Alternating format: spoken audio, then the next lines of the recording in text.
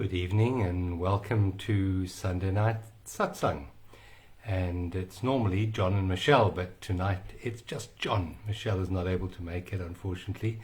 So you've just got me to put up with tonight for the next 45 minutes, 60 minutes, whatever it is. Yeah. So welcome to Sunday night Satsang, and I trust you've all had a good Easter long weekend thus far, perhaps feeling a little bit nauseous from all the chocolate you've eaten today. I must confess I have not had a single chocolate today, so I'm doing quite well. But there's nothing wrong with having a little bit of chocolate on Easter Sunday. Not too sure what the connection is, though, between Easter eggs and what the celebration is supposed to be about with Easter. But I'm sure there's a bunny in there somewhere, a bunny and an Easter egg. Anyway, welcome. So if you're joining for the first time, we thank you for being with us for this sacred time on a Sunday night. And we like to know who we're talking to. So if you can, just type up in the comments box your name and where you are watching from tonight. We love to know that. And thank you for the hearts. Thank you for the hearts. Hello, who we got there at the moment? I can see a few familiar faces. Just let us know who is on this call with me tonight, actually, with me. As I said, for those who, hello Christine, for those who missed it in the beginning, that it's just me tonight. Michelle's not able to make it. So we have got just me to spend the next hour with. So welcome, and how we always start is just to center ourselves in the only time and the only place that's real, which is the present moment. So we're going to do that. So if you'd like to just settle back in your chairs or your couch or wherever you're sitting or lying, just see that you're comfortable. You've got a few cushions, maybe lit a candle. Always got a candle lit here. There's our candle. Thank you for the hearts. Hello, Tennis. Hello from Pietermaritzburg. That's good. Yeah, just let us know where you're watching from. And if you have any questions or comments, you can type them up as we go. Don't always get to see them while I'm speaking tonight, but we'll get back to you after the satsang if I don't manage to address those issues while we're speaking tonight. So tonight is the Easter satsang. Easter satsang. And we'll see how that unfolds for us tonight. Yeah, so just see who's joining now. All right, let's start this evening by settling down. Maybe you'd like to gently close your eyes and just settle into your physical body. I'm sure this weekend has for many been a family affair, and when families get together there's some sort of conflict, some sort of irritation around families. And if there has been any of that in your life today, just for this moment, let's just release the mind. Let's just release the stories. Let's release the agitation. And we do that by withdrawing our mind from all other times and all other places and just becoming centered in the here and now, in the present moment. And we use the power of the breath to center ourselves more physically into the body, into the physical body. So let's take a deep breath in. And a long releasing breath out. And as we breathe out, we sink down deeper into the here and now. Take another very deep breath in. And when we breathe in, we don't breathe from our shoulders, we breathe from our solar plexus. So we're pushing the tummy out like a big ball. And then as we breathe out again, as we surrender the breath, we bring our belly button back to touch our spine. So we're pushing the air out from the lower diaphragm. Breathing in again, deeply blowing the tummy up like a big ball. Big, big, big, big, big. And then that lovely, wonderful surrendering out breath. Just let it go, let it go. And as you breathe out now, just relax your shoulders and your neck muscles. Just allow life now to breathe you. This incredible intelligence that lives within us. Just allow that to gently breathe you without having to force it in any way, control it. But keep your awareness on your breath.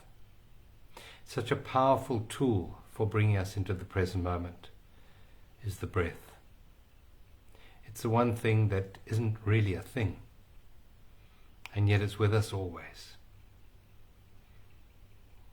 We can always bring our attention back to this beautiful rhythm of the breath of life.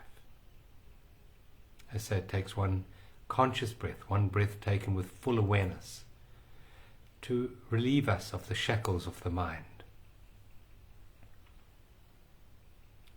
Let's just become aware of another sense in the body, and that is the listening. Just become aware in this moment of everything you can hear. I can hear some night sounds around me. I can hear some insects. What's the furthest, faintest sound that you can hear right now? Notice how present, how much quieter you have to be on the inside to truly listen to those faint, faraway sounds.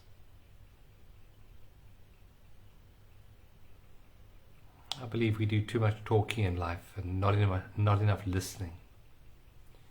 To truly listen is not to strategize or to label what we're hearing, to judge what is being said to us or what's entering our ears, but just to be aware. Just to be aware of the sounds without the need to understand or to contain them in any sort of experience. Just allow the sounds to come in and to dissipate.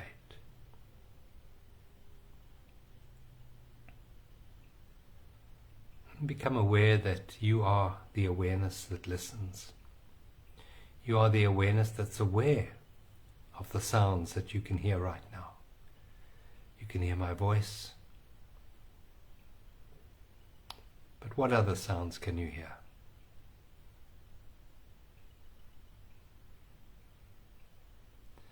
Notice the quietness, the stillness within that listens. If there is no stillness within, we can't listen. It is the stillness that's able to listen. So let's bring our attention into that stillness, to that quietness within.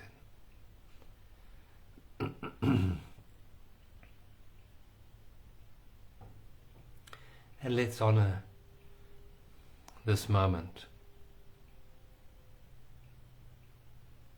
with our own stillness.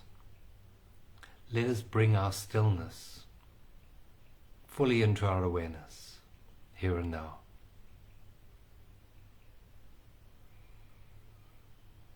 While not drifting away from the body in any way at all, we can feel the chair that we're sitting on. We can feel our feet, wherever they're touching right now.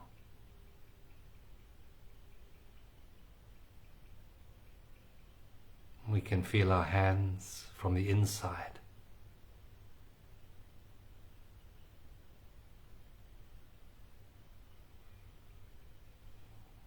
We can possibly feel any tension held within the body right now. Maybe there are a few aches and pains. Just hold them in the space, the empty space of awareness, allowing everything to be exactly as it is in this moment. Letting go of the need to change or to understand anything.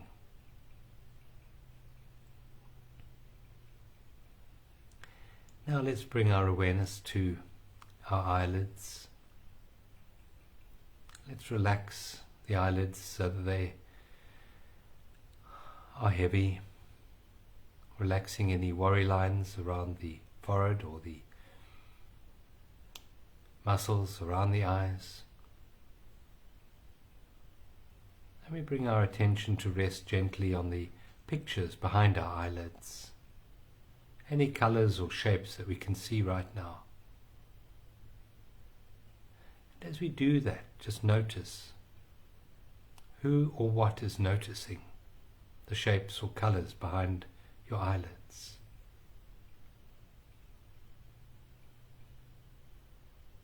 It's not your name, it's not your age that is noticing the colors behind your eyelids. It's not your gender or your religion. There's just an awareness, a presence that's aware of the shapes and colors behind your eyelids.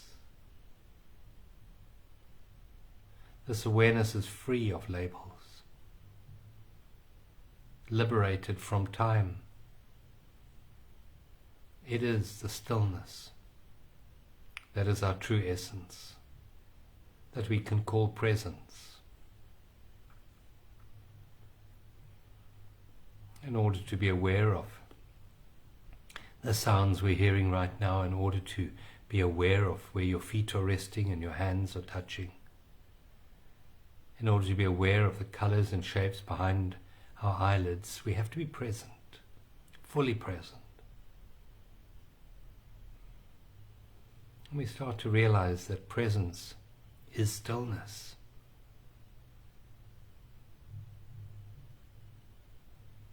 And I am that stillness. Although I seek it on the outside in situations and circumstances, I am merely seeking myself, my true essence of being, which is always here, always now. And as we release our attachment to our thoughts, we are directly able to experience this being, the I am. No name, just I am. And we discover in this moment that to be present, to be aware of the I amness, the isness of life that I am, there is beauty and there is peace here and now in this room, in this space, in this moment.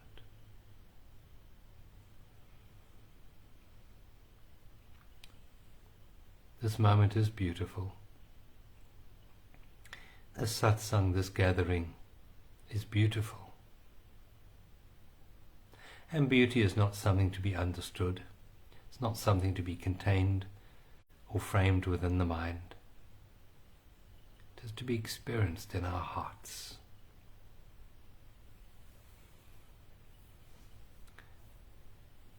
So bring your awareness into your heart and feel in this moment your heart opening to embrace the beauty of this moment, of this gathering, of this satsang.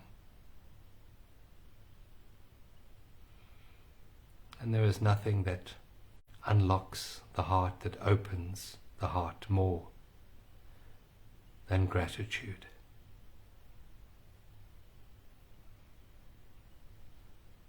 Gratitude for the beauty contained within this moment, here and now, for the sacredness of presence.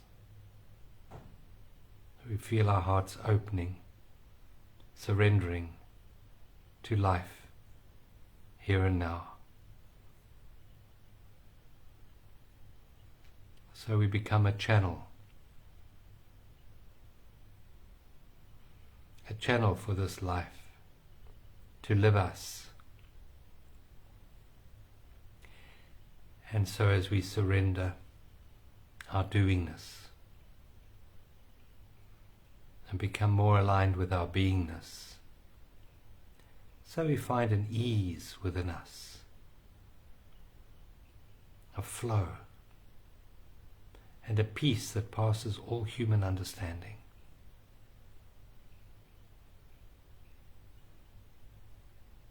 The peace of the present moment.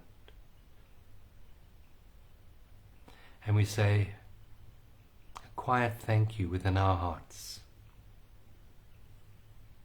for this awareness in this moment, here and now.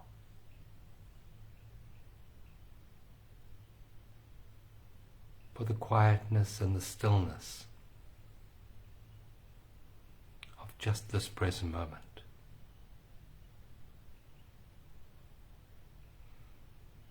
Feeling the beauty, honoring the sacredness, giving thanks for life, here, now, in this moment. The life that beats our hearts, the life that digests our food, the life that listens, that sees, that feels, that I am. Thank you.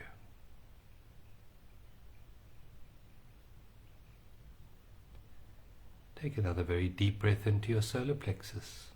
Deep, deep, deep. And then a wonderful, beautiful, long, surrendering breath out. And keeping this peace, this awareness of stillness. You may gently, softly open your eyes. Just see how you feel in this moment. How do you feel? You might like to type it up in the comments box. How do you feel right now? Welcome to those that joined when my eyes were closed. Thank you for the hearts. Always love getting the hearts. Thank you. Thank you. Thank you.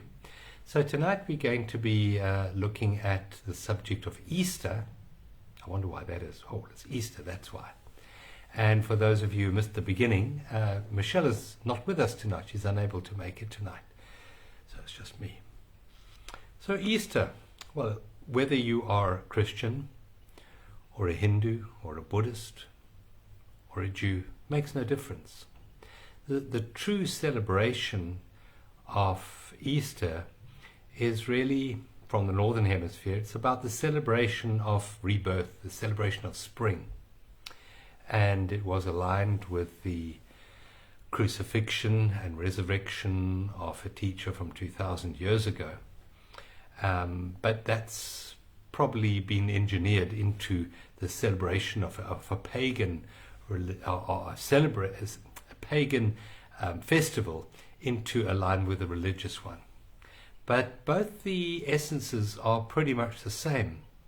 Although Good Friday is possibly a time of letting go, of releasing of the old, and Easter Monday is very much about the resurrection, the rebirth.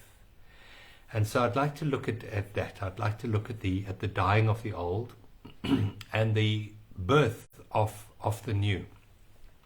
And it can apply to many areas of life, It can apply to physical things like the letting go of physical stuff. I know there are quite a few people who are moving homes, who are maybe releasing old stuff, taking it to charity stores or selling it or whatever, releasing. And that's at one level. But it may possibly also reflect in areas like relationships. Maybe for some of you there is a releasing of relationships, of people that no longer align with your true, authentic essence. Could apply to maybe careers. There are a lot of people I know right now who are looking at the meaning of work and whether what they are doing is in alignment with their true soul purpose. And so there are a lot of people who are having to release that at the moment, to die to that old. And another very big one, which we spoke a bit about in last week's satsang, are beliefs, the dying of beliefs. And that is quite difficult to let go of beliefs, because we define ourselves quite often through the structures in the mind, through the beliefs that we have. And the question is, where do these beliefs come from? Did we inherit them from our parents? Did we get them from our religious authorities, our teachers? Where do we get these beliefs from? And there are many people questioning their beliefs right now, and there's a lot of information coming through at the moment on the internet, for example, that questions the very nature of history that we've been taught, and finance, for example, and the medical profession, And so there is a lot of dying to the old as far as beliefs go right now. And it takes courage to let go of beliefs. It takes courage to let go and step into the unknown, because as we release our old beliefs, it's not always possible and not always wise to acquire new beliefs, but to go into a beliefless state, a state of not knowing, which for the mind is quite hectic, because the mind really needs to know. It does need to know. There's a lovely affirmation card that I have, and it says, I let go of the need to know, and therefore I'm at peace. I let go of the need to know, and therefore I am at peace. So yes, letting go does lead us into peace if we're willing to release the mind, if we're willing to let go of the mind's need and incessant clinging to knowing. It needs to know why this is happening. It needs to know what is coming next, says the mind. And when we have that need to know, we're robbed of peace. We cannot be at ease in this moment if we feel this angst because I don't know. So that's a big one to let go of in this moment, is the need to know, the need to know. So there are a lot of things at the moment that are dying. The structures, even the big structures in the world, we're looking at the falling of banks in the US at the moment, and I'm sure there's a lot more calamities coming from the big structures, because Michelle spoke about that a couple of years ago when we entered 2020. She said astrologically the big structures are being challenged. And so we will see a crumbling of a lot of the big structures. Are we willing to let go of the need for security from the outside and step into our true sovereignness, the life that animates our body? Are we willing now to die to the old clinging, to the old ways, so that we can trust and be reborn in something more permanent? That's a big question. That is a big question. It's easy to acquire things. It's hard to let go there, isn't it? It's hard to let go of relationships or careers or beliefs. But in fact, it's quite often very necessary for us to release the old so that we can be open to the new. If you're clinging onto something, your hands are closed. I remember reading about 25 years ago, talking about about 20 years ago, starting to talk about the Mayan calendar. The end of the world, people said, and the Mayan calendar didn't say that. The Mayan calendar never ended, but what it did say was that this is a changing of time. It's a changing of what's called the suns. So we're releasing the fourth sun so that the fifth sun can be born. And the fifth sun is a very different way of being in the world. It's a way of connecting with what's called the ether or the akashic. That's the fifth sun. But we have to release the fourth sun. And that can be likened to the fourth dimension and welcoming the fifth dimension. The fourth dimension are definitely three of space and one of time. And that's the old way of living our lives, very much focused on time, on past and future. And the fifth dimension adds a new dimension to it, the dimension of presence. And when I was speaking about the Mayan calendar back then, I quoted a lot, or I read a lot from a poem that came, or a prophecy from the Hopi people. And it says there is a river, and the river is flowing very fast. And there are those who will be afraid, and they will cling to the shore, and they will be torn and ripped apart. And their advice was to swim to the middle of the river, go to the middle of the river and see who's there with you and celebrate. Now, the banks of the river are the old form, the old solid form, the bank accounts, the relationship, the beliefs, etc. And the middle of the river is the flow of life. So their advice was to let go of the clinging to form and enter that formless flow of life. And that's really the Easter message, if one thinks about it. So most of you have come across my map of consciousness, and that entails the horizontal plane intersected by the vertical plane. The horizontal plane is a plane of time, going from past to future, from the date you were born till the date you die. And that's reflected on our tombstones, with the date you're born, the date you die, and that dash between, and that dash is our life experience. And if you're a very rich person, maybe you have a big tombstone with a big dash, and if you're a very poor person, small tombstone, small dash. But irrespective, it's a dash always to try and get somewhere other than where you are.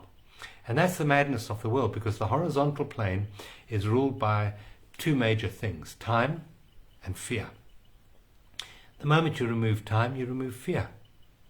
And in fact, the name, or the tool of perception that we have for both time and fear is the mind. And the mind, time, and fear are all congruent with the horizontal plane, always on a timeline running to the future, where we hope things are going to get better, that I'm going to feel better in the future when things are sorted out. But one of the problems I have is the timeline behind me, the history, all those things that I did that I shouldn't have done, that were done to me, that shouldn't have been done, but I'm hoping to release them in the future so that I can be happy. And that's the normal way of living our lives, and that normal way of living our lives is actually mad. It's insane. And that way of living is leading to greater levels of depression and anxiety and fear. If we look at the number of prescriptions for antidepressants now in the Western world, in the developed Western world, it's complete insanity. I quote a figure from about 5 years ago of 43 million prescriptions of Prozac, one drug alone, in the United States on its own. So that indicates something is terribly wrong with being normal, because to be depressed seems to be normal at the moment. And that's the horizontal plane. And then we come to the new earth, the fifth world that's being born, which is the awareness of the depth of life rather than the story of life. And this depth of life is known as the now. It's known as presence, or another word for it is being. So this is the human journey through time and experience, very important one. It's to be honored, intersected by the vertical plane, which is presence, which is being. And we, believe it or not, are human beings. And the only time we are truly a human being is when we are in the center of that cross. So that brings us back to the theme of Easter. Easter, as we know it today, is represented in the Christian religion by a cross. It has a cross. And many people believe that cross to be a symbol, and it is a symbol to a certain extent, of the crucifixion of a man 2,000 years ago. And if you go into the history of the cross, you find that the cross predated Christianity. It predated Joshua or Jesus or whatever name you have for that teacher from 2,000 years ago by many hundreds of years, in fact many thousands of years. There are crucifixes going back from many hundreds of years before the Christian religion was founded. So this symbol must indicate or must represent something deeper than a man being crucified to a wooden cross. And what we find is that the true meaning of the cross is that we have the humanness predicated by mind and story and the perception of separation, intersected by spirit or being. And that really is the story of the human journey. It's the human experience through time, intersected by the depth of life itself. Jesus called it the eternal life. He said, dig deep and build your house not on the sands of time, not on the sands that shift, that change, but on the rock. And the rock is the rock of isness, the rock of presence, that which never changes. You see, irrespective of what your mind says, the only thing that's ever real is presence. It's only ever now. It can never not be now. You can take the energy of now, which is the only energy there is, and choose in your mind to hand it out to neurological pathways which lead you into memories of yesterday. Or you can take the same power of the vertical plane, the power of presence, the power of life, and partition it out into a projected or imagined future. We can do that. But the power itself is not in the past and it's not in the future. The power itself is in the vertical plane, in presence.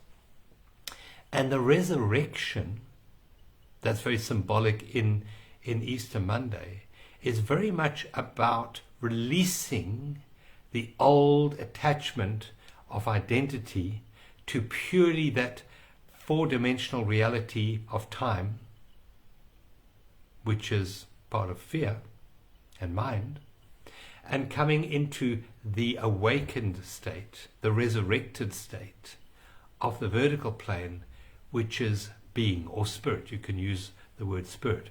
This you can call the Holy Spirit if you want. And this you can call the humanness. So the cross represents the human experience intersected by life, intersected by spirit, the Holy Spirit. And that was the original intention behind the cross. And many, many things have been perverted over the last few hundred years ago. And what was really beautiful and a beautiful symbol was really perverted and manipulated to represent death and fear and guilt. And that was never the original intention of that particular symbol. It was a symbol of resurrection, of enlightenment. And I believe what we are going through now is the realization that we maybe have been lied to in certain respects and misled through the power of perception in time and fear. And in fact, what we were looking for all along wasn't in time, wasn't in future. Our salvation is not one day when a guy comes down in a blinding light from the clouds telling us, you can come with me because you've been good. That is the projection in time, that our salvation and our fulfillment is ahead of us somewhere in time. And all I have to do is follow the rules now, and I'm going to earn that at some future time. To the realization, and the realization, the word means to see with real eyes, that what I have been seeking for in time is already here. In the Gospel of St. Thomas, when Jesus was asked where heaven was by one of the disciples, he said it's all around you, but you perceive it not. So this is a case of shifting our perception, where we focus our attention. And for most people, they spend most of the day focusing their attention in time past and time future. And they spend very little of their attention in the depth of life, which Jesus was pointing towards, which is the vertical plane, which is life itself. Life is only ever here and now. Life is not yesterday. Life is not tomorrow. And we have been misled in our mind, because if you go to someone and say, tell me about your life, what we do is we tell them about the story of life. Life itself is in the vertical plane. Life is emptiness. That's what Buddha taught.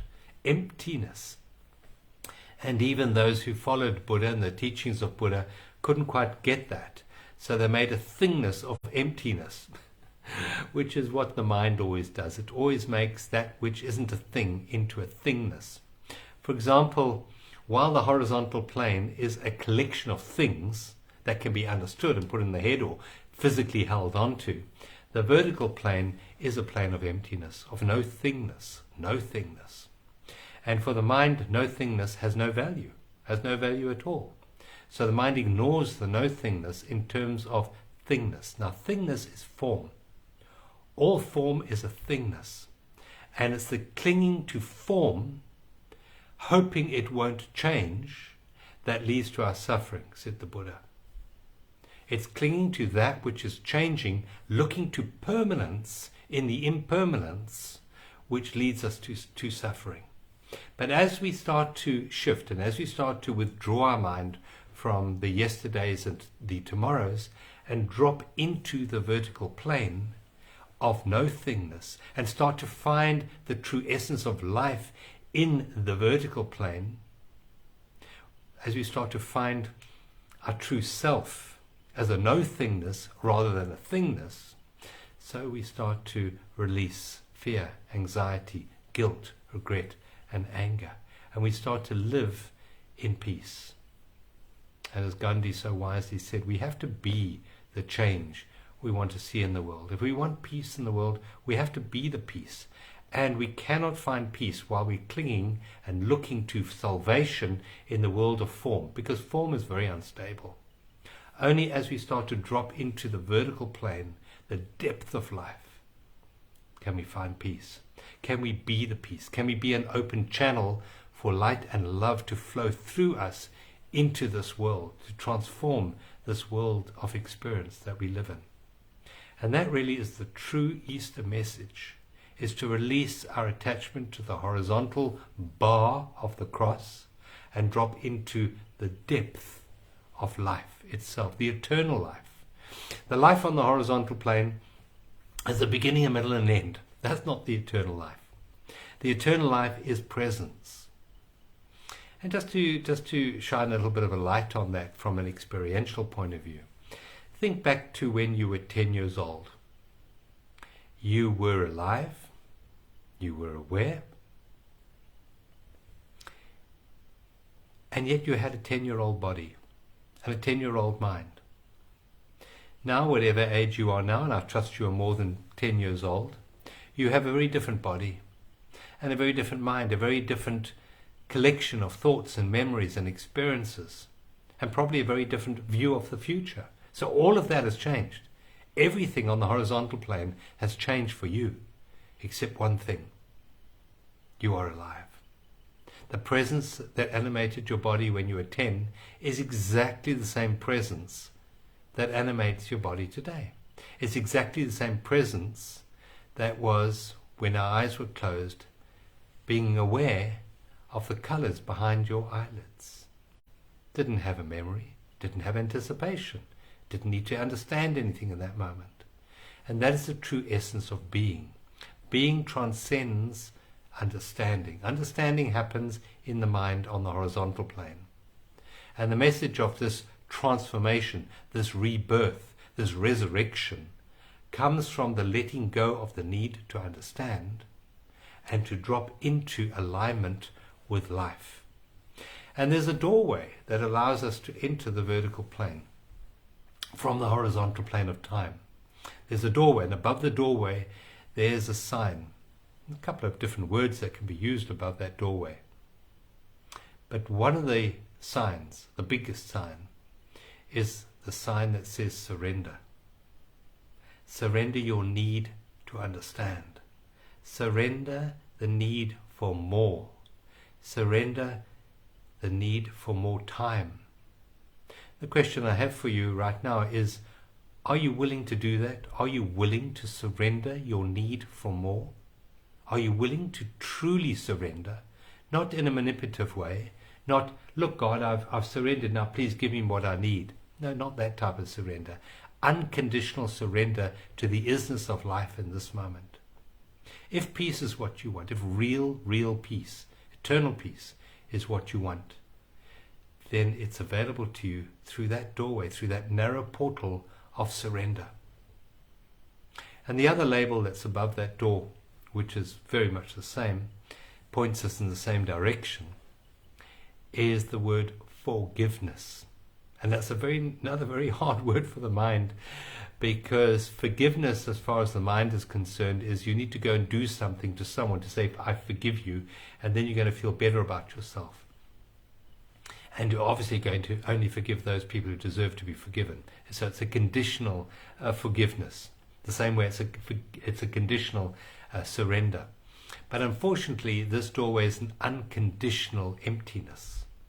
And we can only enter it in our own unconditionality. And so this forgiveness that is being spoken of here, this doorway of forgiveness, is an unconditional forgiveness with no conditions whatsoever. And again, I'm going to put it to you, is peace what you really want? Is peace what you really want? Or are you putting other things in front of peace?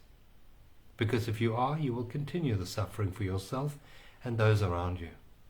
But if peace is what you want, then unconditional surrender is required, just to the present moment. and unconditional forgiveness is required just of this present moment. Because the only thing real is this present moment. The only thing that needs to be surrendered to is just this moment, here and now. And the only thing that needs to be forgiven is this present moment, here and now. And any thoughts that come into your awareness in the present moment, just forgive them. Allow them to go. Any thoughts of what your mother did to you when you were 10 years old, or your father did to you when you were 5, forgive them, let them go. They're appearing in the present moment, and in the present moment we can forgive and let go. Forgive means to release, to drop it, to let it go. So those are the two portals into the new plane of awareness, the new earth that's being born. As Hopi spoke about, the fifth sun is to drop into alignment with life in the present moment. So just ask yourself in this moment, what am I carrying that is blocking my ease, my peace? What am I carrying generally in my head right now in this moment that's preventing me from being at peace in this moment?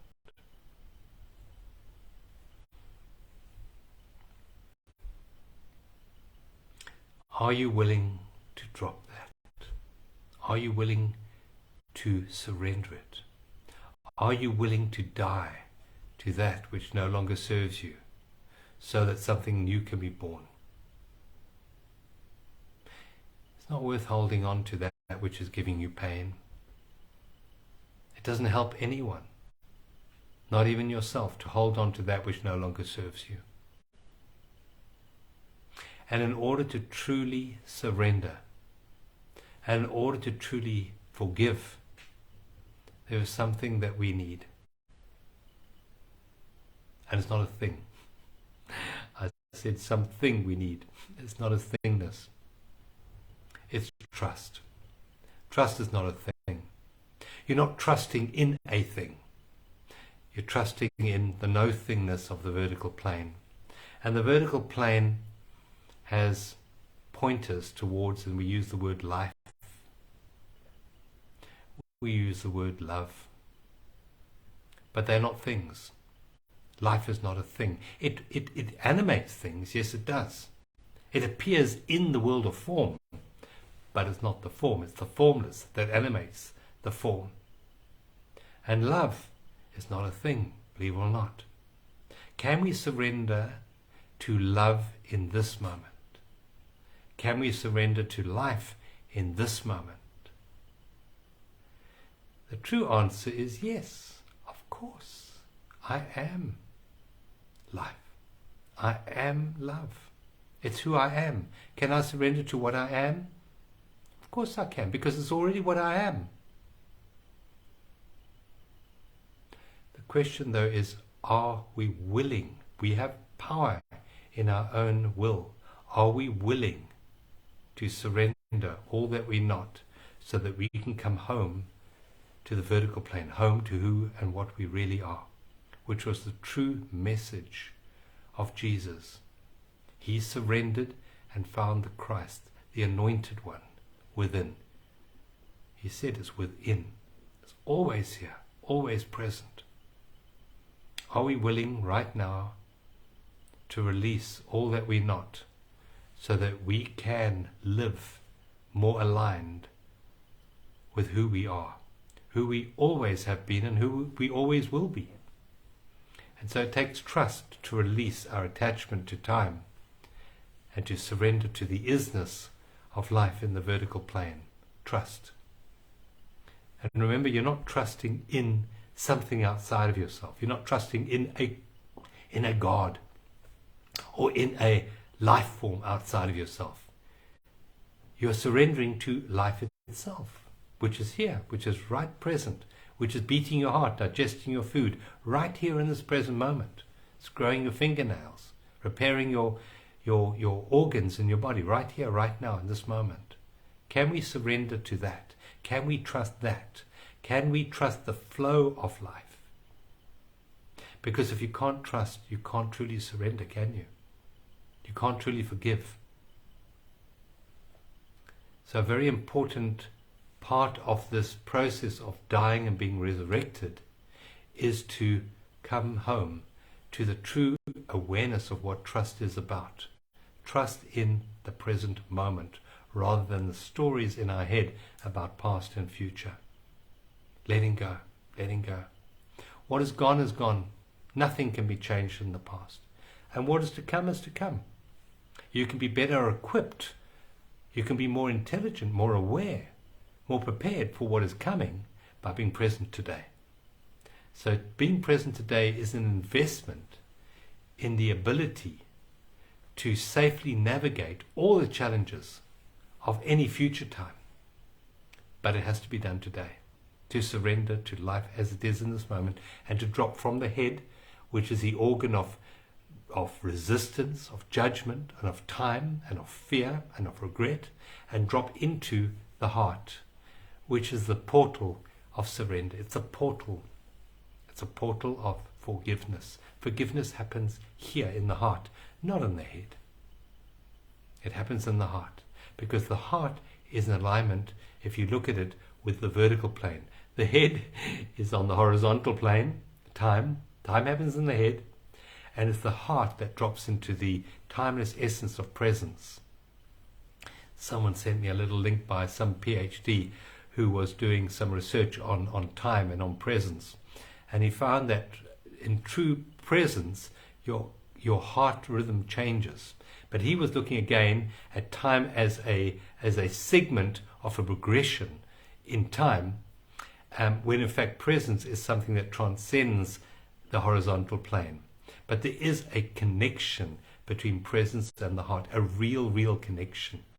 And as we drop into the vertical plane of the cross, the horizontal plane, the vertical plane of the cross, as we drop into the true resurrection, which is what the vertical plane is about, so our heart improves in its health, in its wellness.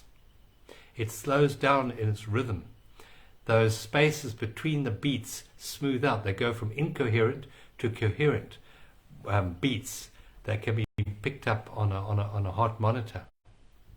So this resurrection is very much to do with the heart, and the dying is very much to do with the head.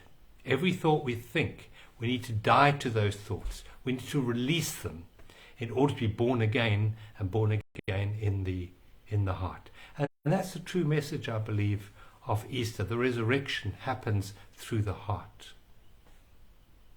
So hopefully this has been meaningful to you. Maybe it shed a little light on the true message of Easter.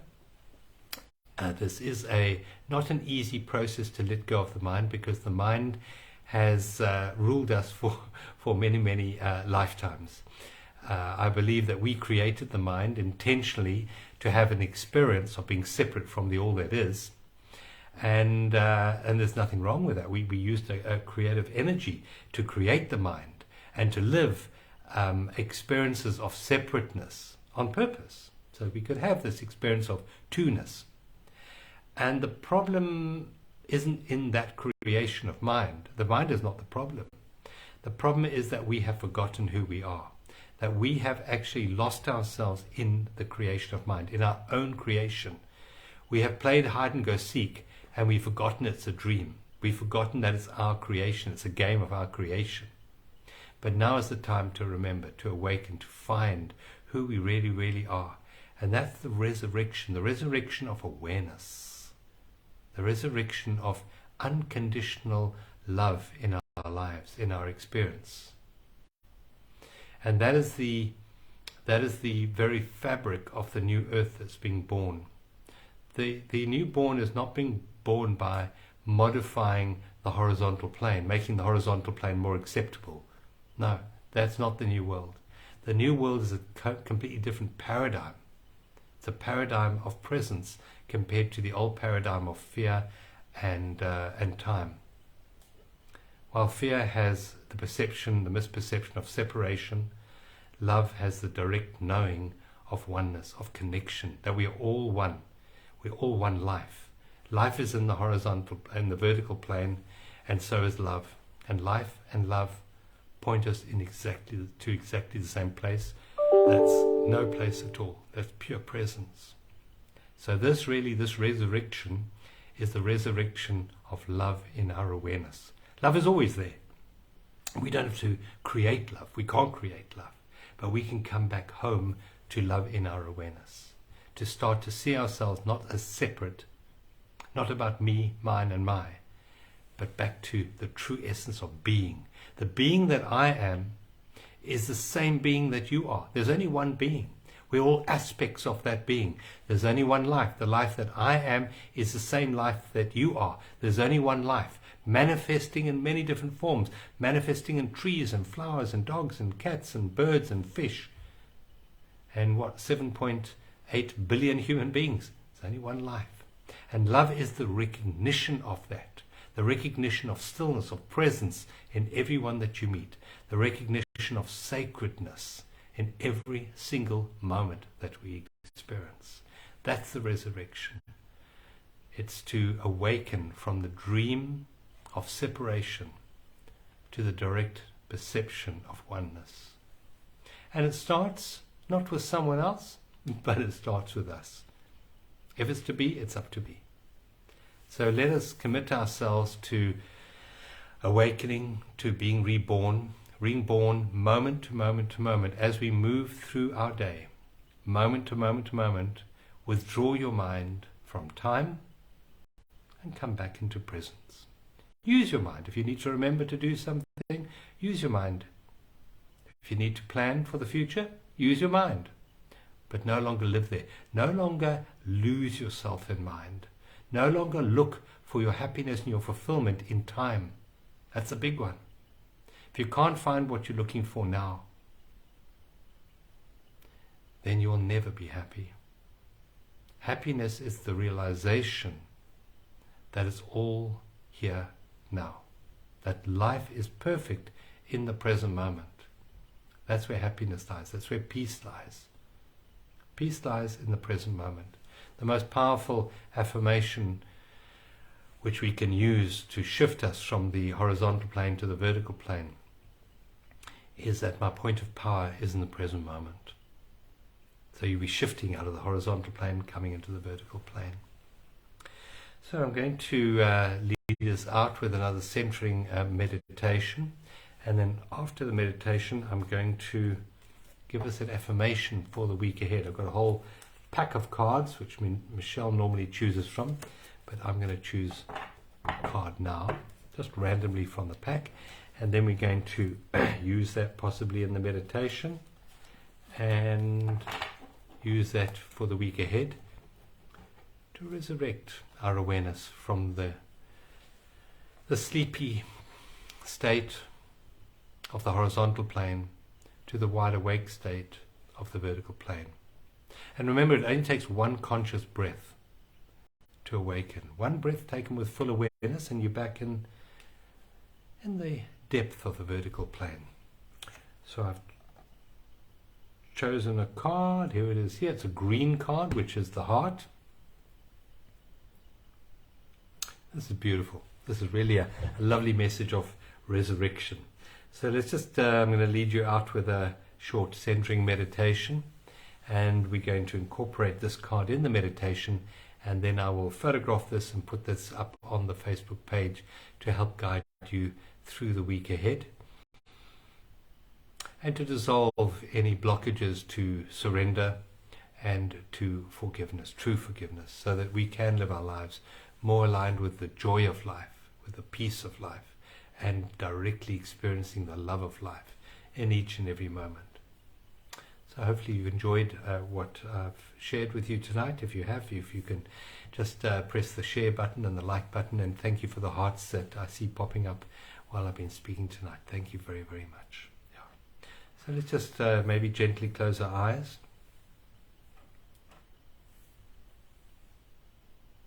And take a very deep breath in now, remembering that it takes one conscious breath to bring us back into alignment with life. It's called the breath of life. And if we bring our awareness directly into alignment, in other words, if we become conscious of the breath, we automatically become aligned with life. And there is a huge intelligence in life that way transcends the intelligence of the mind.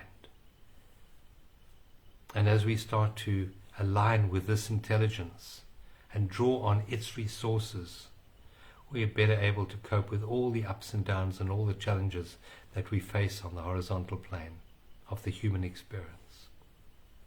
So take a second, very deep breath in, a conscious breath in, drawing the air right the way down your body. This is a sacred breath of life. Invite it fully into your body. And then release it. Just surrender unconditionally the breath. Let it go, let it go. And in the letting go, there is that huge element of trust. Because you cannot breathe out if you don't trust in life to give you the next breath. So the very act of breathing out is, in fact, a process of trust. So take a third, very deep breath in. And then surrender it with the knowing that life will meet your next breath, your next need.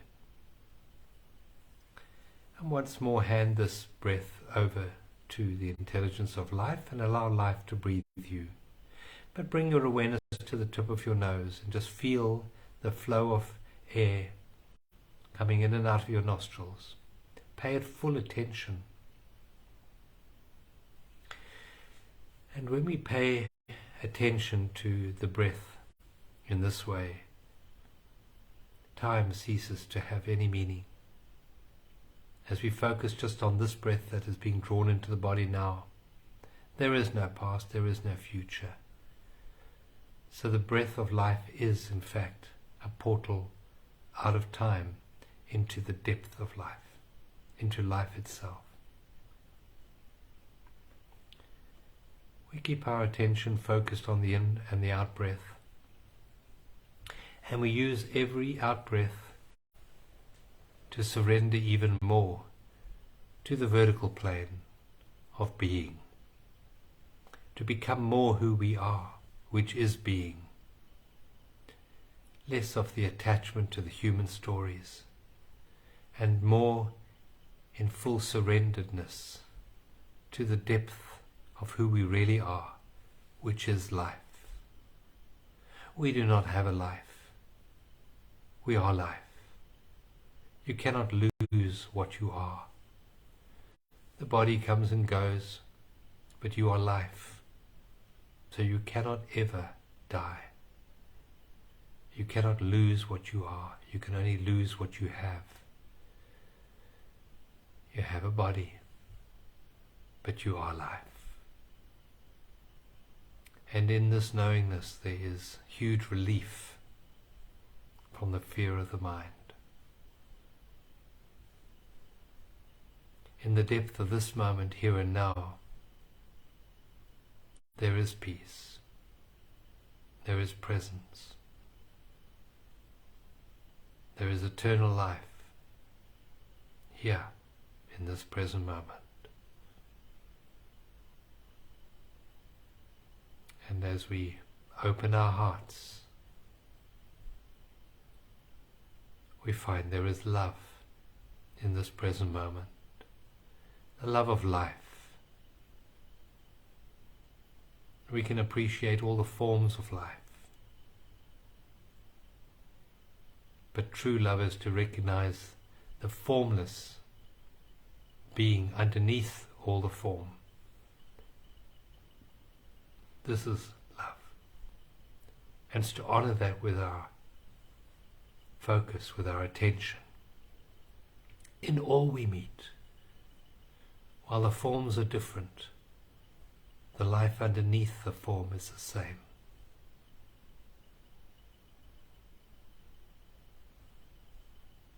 With our eyes closed, let's just focus on the affirmation that we have for this satsang tonight. I am an infinite being. Let's just repeat that again. I am an infinite being, powerful beyond measure, in my sacred connection with life.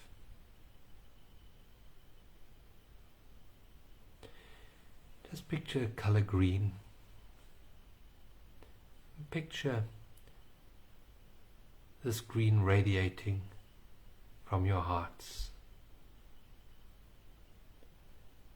as we say this affirmation again. I am an infinite being, powerful beyond measure in my sacred connection with light. Take a deep breath in, a long breath out, and when you're ready, gently open your eyes and just take this peace with you into the world. May you be an instrument for peace and for life and for love in the week ahead. Lots of love. Thank you for being with me tonight. I'll put this a photograph of this card, this wonderful affirmation card, which just came out of the pack. I didn't select it beforehand, but it was totally in alignment with tonight's message. Thank you for being here. Love you all. Bless you. Thank you.